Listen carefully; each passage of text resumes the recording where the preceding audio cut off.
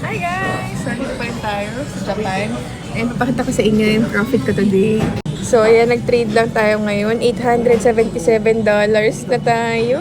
Boom, boom, boom! Ayan, trade tayo ng gold, guys. And I'm really happy, guys. Tignan nyo naman ang aking trading fund ngayon. Nasa $20 na. I started with only $5,000. Sorry, medyo mainit. So, kain tayo ngayon ng sashimi. Ayan, sashimi mode tayo ngayon, guys. So, I'm really hoping na umakyat pa to. Ito sa 1 hour time frame. Akyat pa siya sa ating resistance sa 2655. So, hayaan ko muna yan. Pero magpa-partial profit na tayo, guys, para ma-withdraw na natin siya. Pwede nyo i-partial profit yan. So, kaklik nyo lang yan.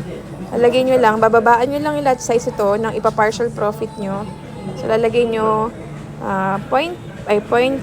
Ayan. So, partial profit natin yung $100. O, diba? So, nabawasan na. Nakapag-partial profit na tayo, diba? So, at least, in case man na bumagsak ulit to, diba? Bumagsak ulit to, yan. Meron tayong profit, diba? Nakapag-take profit na tayo ng kalahati. In case man bumagsak ulit siya. Diba? So, lahat yan, ipa-partial profit natin. Ayan. Ganun lang, guys, diba? At least, meron ka ng kinita. Whatever happens, meron ka ng kinita. Partial profit natin muna. Tapos, close profit. So, ayan na, partial profit na natin yung half. So, meron pa tayong titira dito na floating na profit na $549. And so far, ayan na siya, guys. Yay! So, later, kuklose ko yan siguro at this price sa 2647.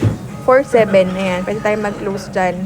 So, for now, mag-enjoy naman tayo ng ating sashimi and ano ba itong tempura ata in-order ko. Okay, guys. Nakakain tayo ng tempura. Tignan yung tempura niya dito, may mata pa siya. Kaya tinatanggal yung ulo ng tempura, ng shrimp. Napakasarap niya talaga, guys. Bago palang favorite dito sa Japan. Itong corn tea. Sobrang favorite ko itong corn tea. Ang sarap. Ano siya? Lasa siyang corn. Siyempre corn tea nga. Lasang corn. Our favorite ko na siya, guys. Ayun guys, umakyat na nga siya, diba? Sa resistance level. Told you guys, akat pa siya. Pero nag-close profit na tayo.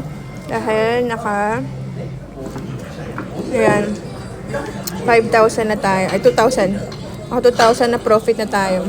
Profit, 2,000. Diba? Kung magkano rin yung 2,000 na yan, nasa 100k din yan. Diba? Saan yung pupulutin yan?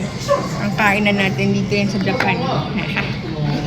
Ba talaga kapag meron kang skills, trading skills, kasi it will save you from all the expenses you have, lifestyle na gusto mo, travel the world or whatever. Dapat alam mo, dapat kung gusto mo tumaas yung income mo, kailangan yung level of skill mo tumaas din.